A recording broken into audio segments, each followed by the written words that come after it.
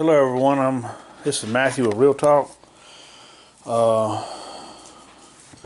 Had a great Thanksgiving. My parents came down and we got to hang out for about 4 days. Went shopping and cooking and eating and just hanging out. And I realized that that some people don't get to do that. Some people's parents are dead. So I'm really thankful to God that I still have my parents. I got a good family. Everything isn't exactly the way that I pictured it to be at age 41. I figured I'd been married with some kids, something. I didn't came close to any of that really. Just got out of the gym. Sonia's there looking at me. I think she's dying to get in this picture. People just change up on you, and I don't understand it. I've had so many friends over the years, and I heard Muhammad Ali was talking. A real friend is really the hardest thing in the world to actually have or get, because people change up so much on you, and some people just fake. They're actually, maybe sometimes they're even your enemies, posing as friends. I've had that happen several times. A lot of people don't want to see you succeed. They pretend like they do, but they really don't really want you to be happy or succeed. They try to get what they can out of you, and then they burn you. I've had some friends that's came and gone, that I was like basically best friends with. And for whatever reason, they disappeared off. But they've always came back. Well, not all of them, but a lot of them has came back. So I guess everybody goes through different stuff in their life, and sometimes it's not necessarily you, is what I'm learning, that caused any problems. I'll give you an example. I had a friend one time. We was like best friends. I'm talking about such good friends that I trusted him with everything. That's the type of guy that if something really, really went down, you could trust him to go tell him, and he may he may even do some illegal stuff for you and not say shit about it. That type of friend. And then for something happened, I don't really know what exactly happened, but we didn't talk for I'm going to say 3 years, 4 years, something like that. And finally, when I was doing it was probably about 3 years. We didn't speak or nothing. There wasn't a peep out of either one of us. I did try to contact him a few times, but then I finally got a hold of his girlfriend actually. And then I went and did an amends because I was doing my step work. And he said no amends. And we're still friends, but we're not at the level we was back then. And I don't know if we'll ever get to that level again. It was a really tight relationship. And it's sad to see stuff like that unravel. And I wish there was ways of I don't know, fixing things before they unravel, or seeing stuff before they unravel. I'm not able to. I mean, I don't know. Like I said, he said it wasn't on my end; it was on his end. I don't really know. And then I've had other people in my life like that that has just disappeared. But a lot of them always come back, but they're just the friendship isn't the same as it was.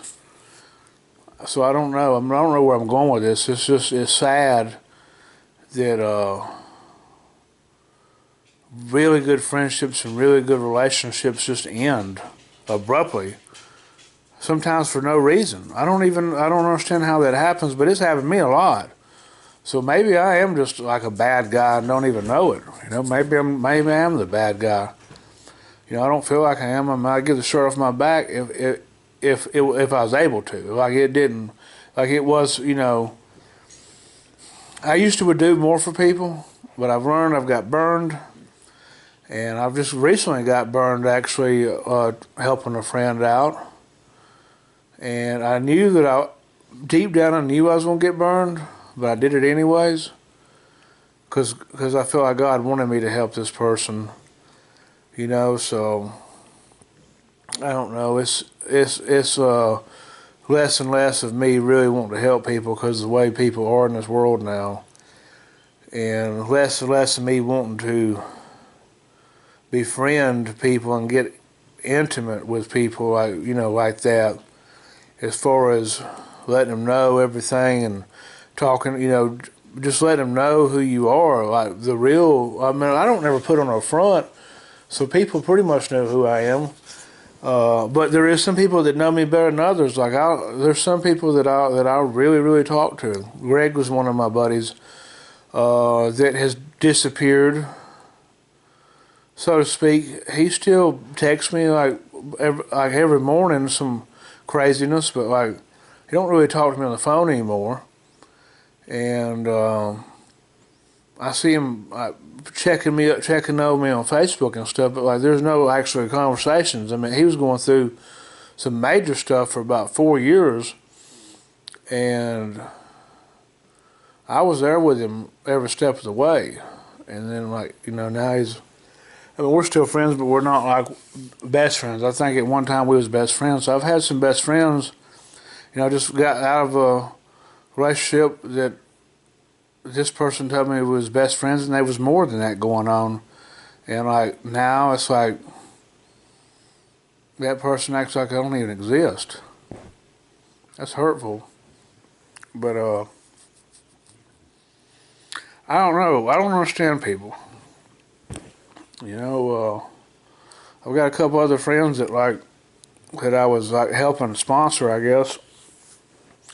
And I just pray that they're not off getting high or really bad drunk right now, because they don't communicate anymore. That's usually sometimes a sign, alcoholism or drug addiction. That people don't want to be around the light. I do put off a light because I am with the Spirit of God right now.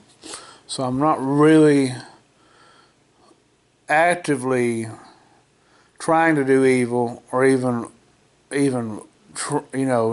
participate in evil for the most part. I mean, everybody's got a little bit of evil. And Haystack's got a song where it says everybody's got a little bit of evil, but some people have more evil than most people.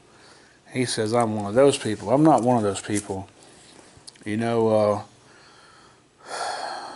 Adam and Eve and Cain, they messed a lot of stuff up.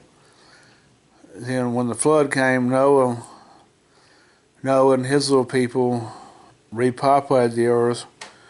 And, it was like 8 of them or something that restarted the planet with all the little animals and all that stuff. And,